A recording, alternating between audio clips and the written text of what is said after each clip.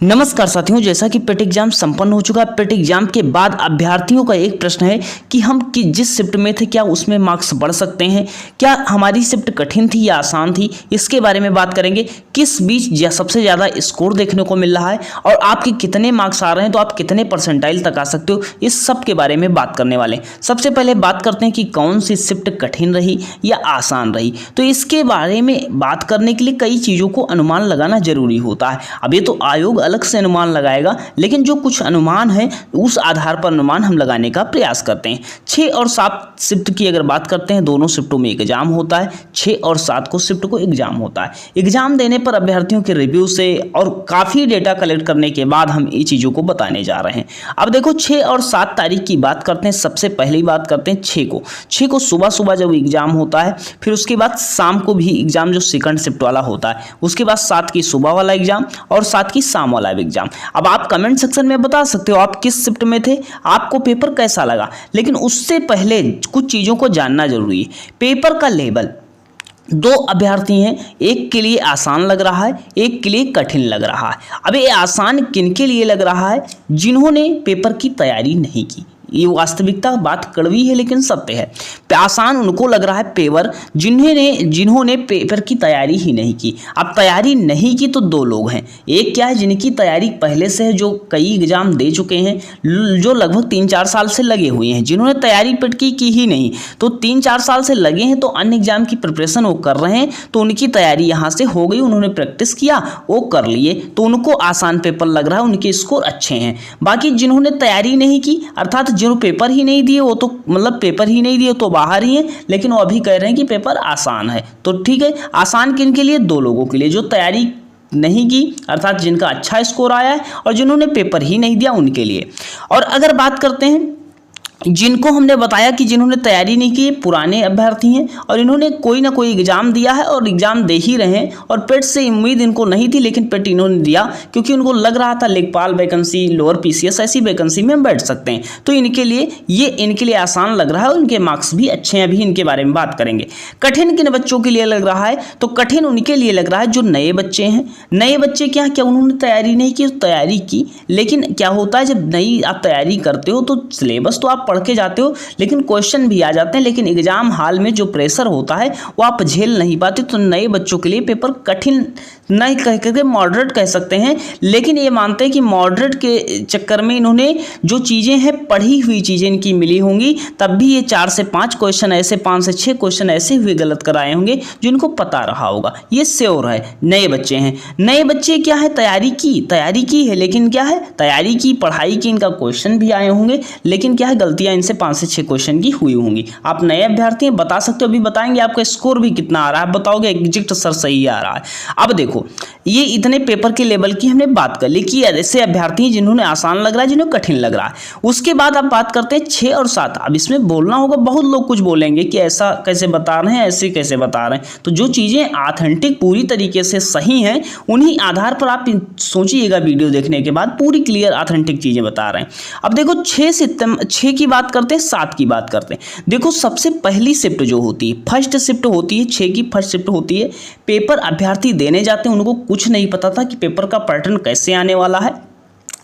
आयोग इनको बेनिफिट देता है। जब भी एग्जाम हुआ है, फर्स्ट शिफ्ट वालों को बेनिफिट मिला है। अगर पेपर कठिन रहता है या थोड़ा सा 19-20 का अंतर रहता है, ज़्यादा डिफरेंस देखने को नहीं मिलता है, तो इनको ये समझिएगा फर्स्ट शिफ्ट वालों को तो बेनिफिट लगभग मिलेगा। लेकिन अभी बात करेंगे कितना मार्क्स मिलेगा। उसके बाद देखो सेकंड शिफ्ट की पेपर की बात करते हैं, तो सेकंड शिफ्ट को आयोग ने इस तरह मेंटेन करने का काम किया था कि सेकंड शिफ्ट वाला बच्चा जो है वह इसके बराबर ही आ जाए। क्योंकि देखो ये पेपर अगर 19 रहा होगा तो इससे थोड़ा सा डिफरेंस इसको सेकंड शिफ्ट का पेपर, जो अभ्यर्थी हैं जिनके रिव्यू के आधार पर हम बात कर रहे हैं, या हमने अच्छे बच्चों से भी जानकारी की, सेकंड शिफ्ट का पेपर जो है फर्स्ट शिफ्ट से थोड़ा 20 था, अर्थात थोड़ा मतलब कह सकते हैं मॉडरेट लेवल का था। जो 6 की तारीख की बात करते हैं, 6 तारीख में सेकंड शिफ्ट का पेपर फर्स्ट शिफ्ट की अपेक्षा थोड़ा सा मॉडरेट था। क्यों मॉडरेट था?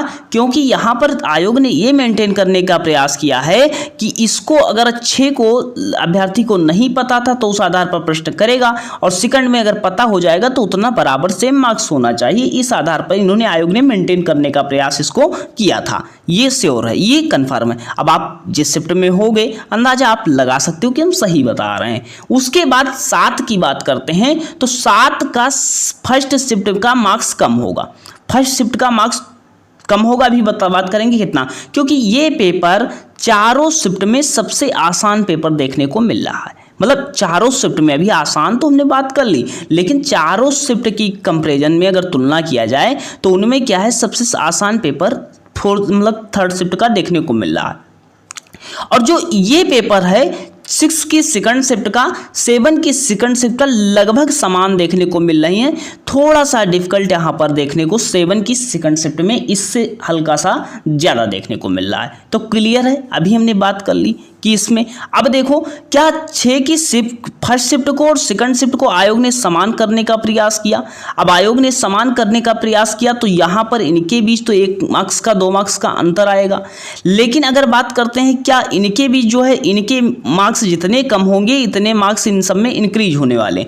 तो देखो मार्क्स का कितना बेनिफिट मिल सकता है, तो देख लो। सबसे पहले बात करते हैं मार्क्स का कितना बेनिफिट मिल सकता है। तो देखो जैसे जब स्कोर आता है तो जैसे मान लो 58 मार्क्स आए तो इनके कितने हो गए, 61 मार्क्स हो गए। आधार पेट का ही है, जो अभी ये रिजल्ट आए थे 2022 के पेट की बात कर रहे हैं, उनके आधार पर हम बता रहे हैं। जैसे 58 मार्क्स हैं 61 हो गए। ज़्यादा मार्क्स का बेनिफिट नहीं मिलता है, बस 4 मार्क्स मैक्सिमम आपको बता रहे हैं, 3 से 4 मार्क्स मैक्सिमम आपको बता रहे हैं। इससे कम ही मार्क्स का, क्योंकि पेपर ही 19-20 था, ज़्यादा डिफरेंस देखने को नहीं मिला है। तो क्लियर है, बात क्लियर हो गई क्या हम बता रहे हैं।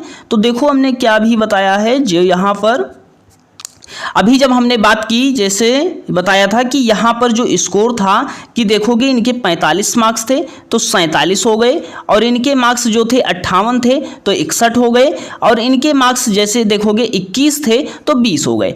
कम की चांस 1.1 2.5 मार्क्स, और बढ़ने के मार्क्स 2-3 मार्क्स, मतलब एक्स्ट्रा मैक्सिमम 3 से 4 मार्क्स का बेनिफिट या कम हो सकते हैं मार्क्स, बस इतना है। बस इतना, इसको हमने लेवल को कठिन और आसान जानने का प्रयास किया।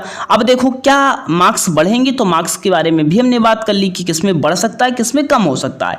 अब देखो उसके बाद हम बात करते हैं कि अब की बार का स्कोर सबसे ज़्यादा कहाँ को आपको देखने को मिल रहा है, किस शिफ्ट में सबसे ज़्यादा स्कोर देखने को मिल रहा है, और अभ्यर्थी जो 18 से 19 लाख अभ्यर्थी है सबसे ज़्यादा स्कोर किस मार्क से रीच कर रहा है। अब देखो सबसे पहले बात कर लेते हैं टॉपर्स की। तो 75+ वाले जितने हैं ये तो टॉपर की लिस्ट में आ जाएंगे। ये मान लो 0.5% या 1% भी नहीं है, ये 0. बहुत कम संख्या इनकी देखने को मिलेगी। लेकिन उसके बाद अगर बात करते हैं सबसे ज़्यादा स्कोर आपको मिलेगा हाईएस्ट स्कोर, सबसे ज़्यादा अभ्यर्थी आप कहीं भी पता कर लीजिए, 10 लोगों का स्कोर आप पता करोगे तो 10 में से 8 लोगों का स्कोर आपका यहाँ मिल जाएगा 55 से 65 के बीच। सबसे ज़्यादा 18 से 19 लाख अभ्यर्थियों में सबसे ज़्यादा स्कोर 55 से 65 के बीच देखने को मिल रहा है। अब ये कौन लड़के हैं, जो लोग जिनके बीच वास्तव में कंपटीशन, जैसे लेखपाल जैसी वैकेंसी हो गई, बीपीओ वैकेंसी हो गई, ऐसी वैकेंसियों में इनके बीच कंपटीशन देखने को मिलेगा। बाकी टॉप में क्या है, अब जैसे 65 से 75 इनकी संख्या इससे कम मिल रही है, टॉपर से तो कम है, फर्स्ट नंबर पे यही आते हैं। उसके बाद सबसे ज़्यादा संख्या इनकी मिल रही है। उसके बाद जो नए बच्चे हैं, नए अभ्यर्थी हैं जिन्होंने नई तैयारी की है, देखो नए अभ्यर्थी जिन्होंने, नए बच्चे हैं भाई, 1 साल से या 3-4 महीने से पढ़ने का प्रयास किया है, या नहीं पढ़ रहे थे तभी पेट पढ़ लिया, तो उनका 45 से 50 मार्क्स आ रहा है, जो नए बच्चे। बाकी जिनका स्कोर कम हुआ है उन्होंने या तो पढ़ाई ही नहीं की है या तो वैसे पेपर दे दिया है। जिनका 40 से मार्क्स से कम ही आ रहा है तो या तो उन्होंने पढ़ाई ही नहीं की या तो वैसे ही दे दिया, उन्होंने सोचा कि हम जितना मार्क्स आ जाएगा ठीक है। क्योंकि कई वैकेंसियां होती हैं, हमने कल की वीडियो में बताया भी था कि स्वास्थ्य विभाग हो गया, अन्य विभाग हुए, वहाँ पर केवल पात्रता मांगा जाता है कि आप क्वालिफाई हुए होगे। तो इसके बारे में भी एक वीडियो लेकर के आएंगे हम। तो क्लियर है यहाँ तक सबसे ज़्यादा स्कोर। अब देखो कि सर अगर हमारे कितने मार्क्स आ जाएं तो हमारा परसेंटाइल स्कोर कितना अब की बार आएगा। तो इसके पहले हम 2022 के पेट की बात कर लेते हैं। 2022 के पेट की अगर बात करते हैं 37 लाख अभ्यर्थी था जिसमें 25 लाख ने पेपर दिया था। 25 लाख के बाद जहां पर बात करते हैं जिनके कम मार्क्स होते हैं, जब जिनके 30 मार्क्स से कम आ जाते हैं वह ये होता है कि जितना मार्क्स होगा उतना ही परसेंटाइल सेम आता है जब 30 मार्क्स से कम होता है। इसका उदाहरण सर कोई है, देखो इस बच्चे के 21 मार्क्स हैं, 20 मार्क्स आए थे, फिर इसको परसेंटाइल कितना मिला 26 परसेंटाइल, तो लगभग कोई ज़्यादा बेनिफिट देखना नहीं मिला है इसको। तो इसी का आधार पर जिसके 30 मार्क्स से कम होते हैं उसका सेम परसेंटाइल या 4-5 परसेंटाइल बढ़ जाता है मार्क्स से, नंबर से। लेकिन यहाँ पर अगर बात करते हैं जिनका ज़्यादा मार्क्स होता है, अब देखो इस बच्चे के 45 मार्क्स थे, 47 हुए थे, तब जाके 75 परसेंटाइल बना था। 2022 के पेट में 47 नंबर पे कितना बना था 75 मार्क्स, और यहाँ पर बात करोगे 2022 के पेट में 61 मार्क्स पे 91 परसेंटाइल बन रहा था। तो अब की बार सर कितना परसेंटाइल होने की उम्मीद है, एग्जैक्ट डेटा देने जा रहे हैं, पूरे यूट्यूब पर देख लेना, रिजल्ट आने के बाद भी देख लेना, यही डेटा लगभग रहने वाला है। आप अपनी कमेंट में प्रतिक्रिया बता सकते हो आपको क्या लग रहा है, कितना हो सकता है, लेकिन एग्जैक्ट डेटा बता रहे हैं। अगर आपके मार्क्स 55 के आसपास हैं, 2-3 मार्क्स कम हैं या 2-3 ज़्यादा हैं, अगर आप 55 के आसपास हो तो आप 75 परसेंटाइल प्लस ही रहोगे, इतना बता रहे हैं। 75 परसेंटाइल भी नहीं बता रहे हैं हम, 75 परसेंटाइल प्लस रहोगे आपके अगर 55 के आसपास मार्क्स आ रहे हैं।